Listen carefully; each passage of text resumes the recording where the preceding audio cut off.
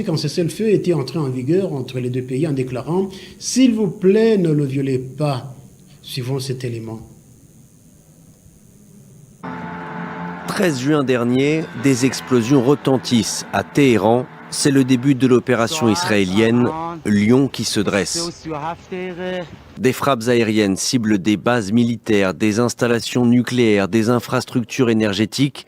Selon Israël, jusqu'à 2/3 des lanceurs de missiles iraniens ont été détruits.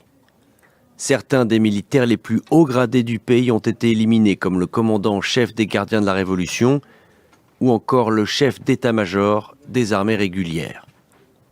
Des scientifiques liés au programme nucléaire iranien ont aussi été pris pour cible grâce aux informations des services de renseignement israéliens. Selon le New York Times, en quelques jours seulement, les attaques israéliennes causent plus de dégâts à Téhéran que pendant les 8 ans de guerre entre l'Irak de Saddam Hussein et l'Iran dans les années 80. Depuis, une partie des 10 millions d'habitants de la capitale a fui. Selon un bilan officiel iranien, la guerre a fait plus de 400 morts et 3056 blessés, en majorité des civils. Mais l'ayatollah Khamenei, retranché dans un bunker, est toujours vivant. Le guide suprême a rendu public 2 vidéos enregistrées depuis le début de la guerre, toujours avec en fond des rideaux sombres à côté du drapeau de la révolution islamique. Son message, le peuple iranien résistera à une guerre forcée. Le véritable chef de la République islamique promet en outre de ne pas capituler.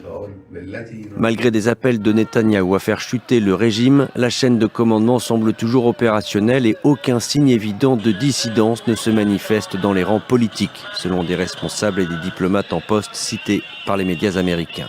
Par réflexe patriotique, les différentes factions font front commun pour défendre le pays contre une menace extérieure. Sur le plan nucléaire, les installations iraniennes ont été sévèrement touchées, mais les stocks d'uranium enrichi pourraient avoir été mis en sécurité. L'Iran a toujours démenti vouloir fabriquer l'arme atomique. Aujourd'hui, son projet nucléaire est sans aucun doute retardé, mais peut-être pas définitivement arrêté. Le mercredi 26 juin, 300 évêques venus du monde entier se sont réunis dans la basilique Saint-Pierre à Rome pour rencontrer